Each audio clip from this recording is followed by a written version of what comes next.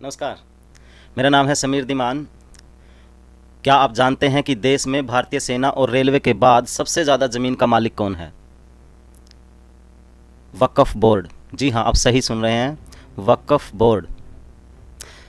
भारतीय सेना के पास जहां 18 लाख एकड़ ज़मीन है, वहीं रेलवे के पास 12 लाख एकड़ ज़मीन है और वक्फ बोर्ड के पास 9.5 लाख एकड़ ज़मीन है। और ये बात कोई पाकिस्तान की या सऊदी अरब की नहीं है, ना ही बांग्लादेश की या फिर किसी अन्य मुस्लिम कंट्री की। ये बात है भारत की, जहाँ पर 80% पॉपुलेशन हिंदू है।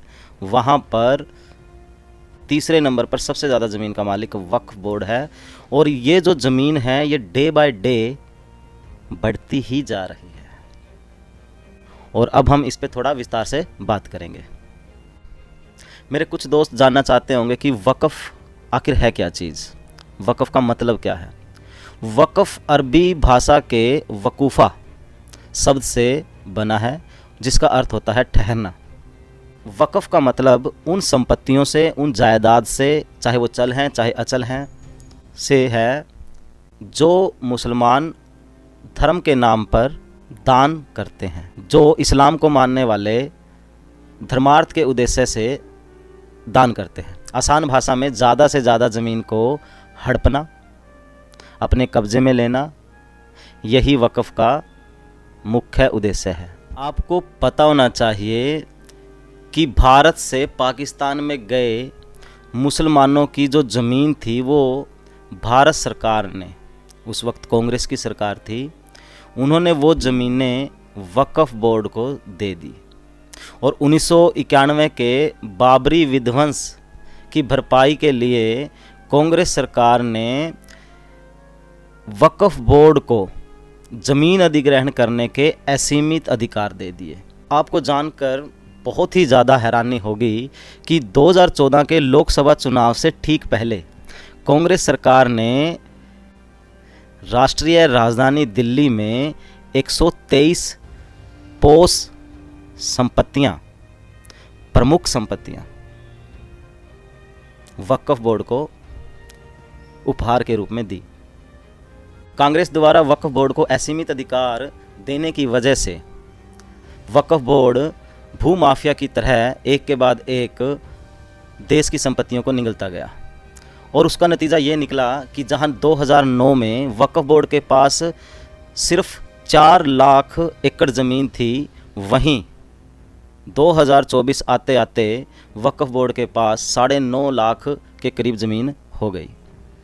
लगभग 15 साल में डबल, दुगनी। 1995 का वक्फ एक्ट कहता है कि अगर वक्फ बोर्ड को लगता है कि यह ज़मीन उनकी संपत्ति है तो उनको यह साबित करने की ज़रूरत नहीं है। यह संपत्ति वक्फ बोर्ड की नहीं है, इसके लिए जो वहाँ का असली हकदार है, जो वहाँ पर पहले से रहता आया है, उसे ये साबित करना पड़ेगा कि यह ज़मीन वक्फ बोर्ड की नहीं है। वक्फ बोर्ड को इसके लिए कोई भी दस्तावेज़ या फिर कोई भी सबूत पेश करने की ज़रूरत नहीं होती।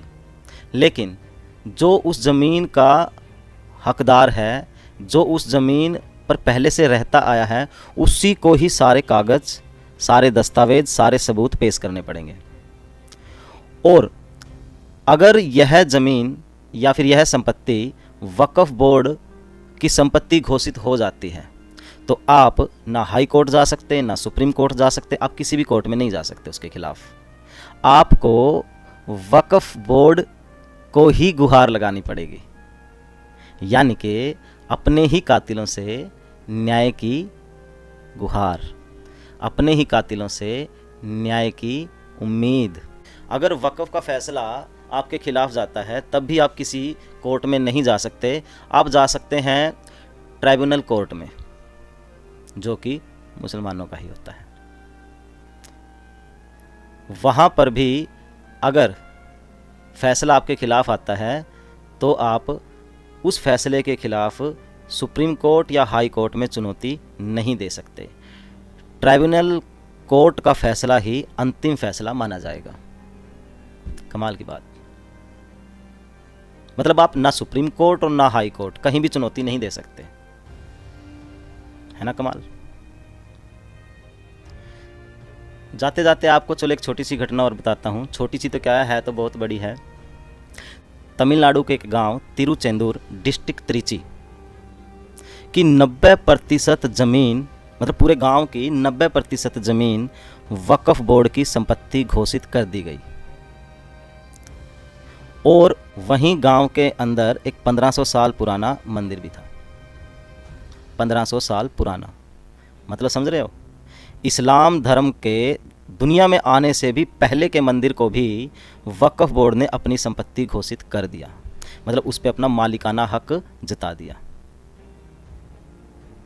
और अब आप उसके खिलाफ ना हाई कोर्ट जा सकते ना सुप्रीम कोर्ट जा सकते। और उस गांव के अंदर ज़्यादातर लोग हिंदू ही रहते थे। अब आप देख लीजिए। अगर आपको ये वीडियो अच्छी लगी तो प्लीज़ कमेंट करें, और अगर आपको ये वीडियो और ज़्यादा डिटेल में चाहिए तो कमेंट करें ज़्यादा से ज़्यादा और मुझे बताएं, फिर मैं इस पर एक फुल डिटेल वीडियो बनाने की कोशिश करूँगा। Please like, comment and share and thank you. धन्यवाद। जय हिंद, जय भारत।